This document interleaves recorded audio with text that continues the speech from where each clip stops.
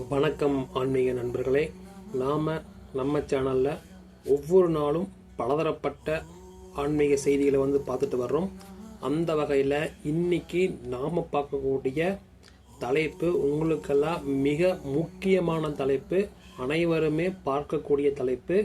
எந்த ஒரு காரணத்துக்காகவும் இந்த தலைப்பை தயவு செஞ்சு மிஸ் பண்ணிடாதீங்க. எல்லாருக்குமே பயன்படக்கூடிய மிக முக்கியமான ஒரு தலைப்பு. அது என்னன்னா, இப்போ உதாரணத்துக்கு பார்த்தீங்கன்னா, இத்தனை காலகட்டத்தில் சில பேர் நல்லா வாழ்ந்துட்டு வந்திருக்கலாம். சில பேர் குடும்பத்தில் கஷ்டத்துக்கு மேலே கஷ்டம் அனுபவிச்சுட்டே இருப்பீங்க. உதாரணத்துக்கு என்ன சொல்லணும்னா, ஒரு சில வீட்டில் எல்லாரும் நல்லா இருப்பாங்க. திடீர்னு பார்த்தீங்கன்னா அவங்க ஃபேமிலியில் சில பேருக்கு உடம்பு சரியில்லாமல் போகலாம். அதனால் உயிர் இழப்புகளும் ஏற்படலாம். நல்லா வேலைக்கு போயிட்டுருப்பாங்க. திடீர்னு என்ன ஆகும்னு தெரியாது, வேலை அவங்கள விட்டு போயிடும். குடும்பத்தில் ஒரு அமைதியே இருக்காது. என்னதுக்கும் சண்டை சச்சரவு, மன அமைதியே சுத்தமாக இருக்காது. கடைசியில் வாழ்க்கையில் விரக்தி அடைந்து செத்தே போயிடலாம். அந்த அளவுக்குலாம் மைண்டை போட்டு உழப்பிக்கிட்டு என்னென்னமோ கற்பனைகள் யோசனைகள் எல்லாமே உங்களுக்கு வந்துட்டு இருக்கும்.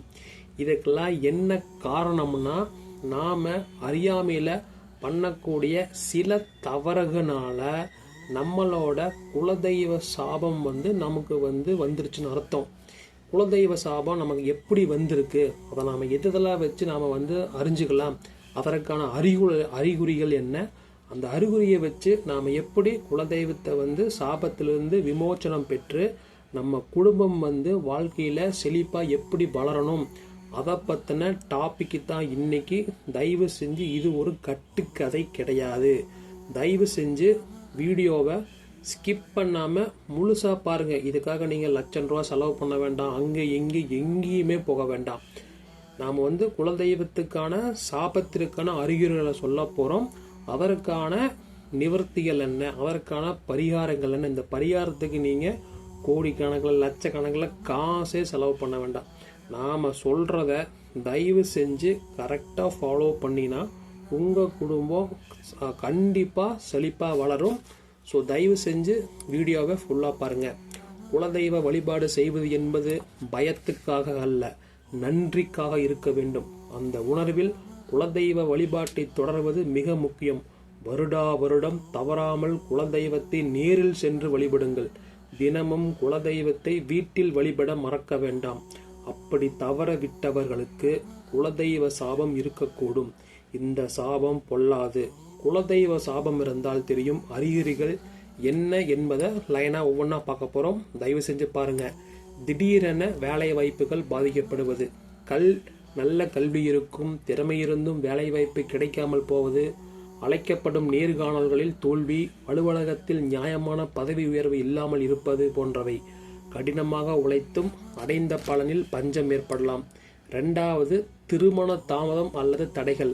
திருமணமாகும் வயதை கடந்தும் பல முயற்சிகள் தோல்வி அடைவது. நல்ல அலையன்ஸ் வந்தால் கூட அது நின்று போயிடும். ஏற்பாடு ஆகாதிருப்பது, நடக்கவிருந்த திருமணம் ரத்தாகி விடுவது போன்றவையாக இருக்கலாம். 3வது, புத்திர பாக்கிய தடை, அதாவது குழந்தை தடை. தாம்பத்திய வாழ்க்கை பிறகு குழந்தை பிறக்காத நிலை, கர்ப்பம் தரிக்க முடியாமை, கரு வளராமை, கர்ப்பப்பை தொடர்பான மருத்துவ பிரச்சனைகள் அல்லது சிறு நிறைவில் குழந்தை இழப்புகள் ஏற்படலாம். 4வது பார்த்தீங்கன்னா, தொடர்ச்சியான உடல்நலை குறைவுகள், மருத்துவ சிகிச்சைக்கு உட்பட்டும் குணமடையாத வலிகள், நெருடல்கள், மன அழுத்தம், தூக்கம் குறைபாடு போன்றவை. மருத்துவ பரிசோதனையில் தெளிவான காரணம் தெரியாமல் இருந்தாலும் உடலில் எப்பொழுதும் சோர்வு வலிகள் காணப்படும். 5வது, குடும்பத்தில் சண்டைகள் மற்றும் அமைதி இல்லாமை. சிறு விஷயங்களிலும் அசம்பாவிதமாக சண்டைகள் நடக்கும். குடும்ப உறவுகளில் ஒற்றுமை குறையும். கணவன் மனைவி, அண்ணன் தம்பி, தாய் மகள் ஆகிய உறவுகளில் பிளவு ஏற்படலாம். வீட்டில் ஒரு நிலையான அமைதி இருக்காது. 6வது, திடீரென வருமான இழப்பு, கடனில் விழுவது, பணபரவு தடைபடுவது, வியாபாரம் நஷ்டமடைவது, திடீரென வேலை இழப்பது, கடன் வாங்கி திருக்க முடியாத நிலை ஏற்படுவது, குடும்பம் முழுவதும் நிதி பற்றாக்குறை நிலவி சிரமம் ஏற்படும். 7வது பார்த்துட்டிங்கன்னா, சில தலைமுறைகளாக தொடரும் துன்பங்கள், தந்தைக்கும் மகனுக்கும் அவருடைய பிள்ளைகளுக்கும் ஒரே மாதிரியான பிரச்சனைகள் நிகழ்தல், உதாரணமாக அனைவரும் திருமணம் தாமதம், உடல்நலை குறைவு, பணவிரயம் போன்றவையாக இருக்கலாம். இது ஒரு சாபம் தொடர்வதைப் போல் தெரியும். 8வது, எளிய காரியங்களிலும் தடைகள் ஏற்படுவது. ஒரு நாளில் செய்ய வேண்டிய சாதாரண வேலைகளில் கூட தடைகள் ஏற்படுவது. ஒரு ஆவணத்தை வாங்குவென்றாலும் அதில் தாமதம், பிரச்சனை ஏற்படலாம். சில வேலைகள் எதையும் சரியாக முடியவில்லை என்கின்ற நிலை. 9வது, மன அமைதி இல்லாமை. சிலர் மனதில் ஏதோ தவறு நடந்துவிட்டது போல, ஒரு சுமை இருக்கிறது போல புரிந்து கொள்ள முடியாமல் கவலைப்படுவார்கள். தூக்கம் குறைபாடு, எதையும் செய்யவே ஆசை இல்லாமை, மனதளவில் அமைதி இல்லாமல் ஆகியவை இருக்கும். 10வது, தெய்வ அனுகிரகம் இல்லாமல் தோல்வியே நிகழ்வது. எதை தொடங்கினாலும் அதில் தடைகள், தோல்வி ஏற்படுவது.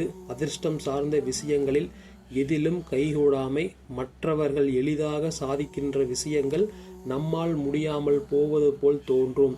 இவையெல்லாம் ஒருவருக்கு ஒரு சேர வருமென்று இல்லை. சில அறிகுறிகள் மட்டும் தோன்றினாலும் நம்முடைய குலதெய்வ வழிபாடு தவறவிட்டதா என்பதை நாம் சிந்திக்கலாம். ஸோ நண்பர்களே, இந்த 10 அறிகுறிகளில் எந்த அறிகுறிகள் உங்களுக்கு இருந்தாலும் இதற்கு ஒரே தீர்வு தான்.